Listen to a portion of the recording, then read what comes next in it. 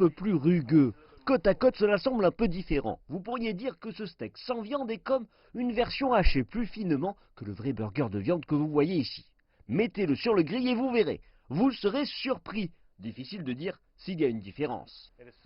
C'est si proche du vrai produit en termes de prise en main, de cuisson et de goût.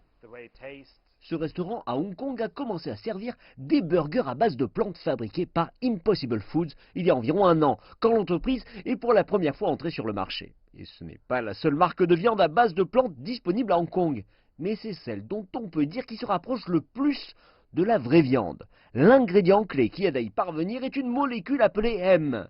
Riche en fer, on la trouve dans tous les animaux et les plantes, et c'est ce qui donne à Impossible Burger sa saveur viande.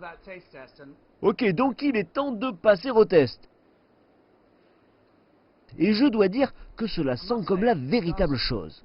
Désormais, ce restaurant déclare qu'au cours de l'année écoulée, il a développé lentement ses offres de viande sans viande et attire une nouvelle base de clientèle. C'est aussi au cœur des plans de l'entreprise de lancer des restaurants totalement sans viande. Et quand Impossible Foods s'est aventuré à Hong Kong l'an passé, ce n'était disponible que dans 4 restaurants. Désormais, on la trouve au menu de plus de 150 restaurants. Et récemment, il s'est lancé à Singapour dans le cadre de son expansion en Asie. L'Asie a été la cible d'Impossible depuis le premier jour et de nombreuses personnes ne réalisent pas que l'Asie est le premier consommateur de viande dans le monde. Pour nous, pour remplir notre mission, nous savions que nous devions nous concentrer là-dessus. Mais Impossible Foods n'a pas encore percé sur la partie continentale de Chine. Nous avons commencé à Hong Kong et dans des lieux comme Singapour où nous pouvons vraiment bâtir une crédibilité avec de la nourriture de haute qualité et une marque d'alimentation. Mais véritablement percer en Chine et dans toute l'Asie est très important.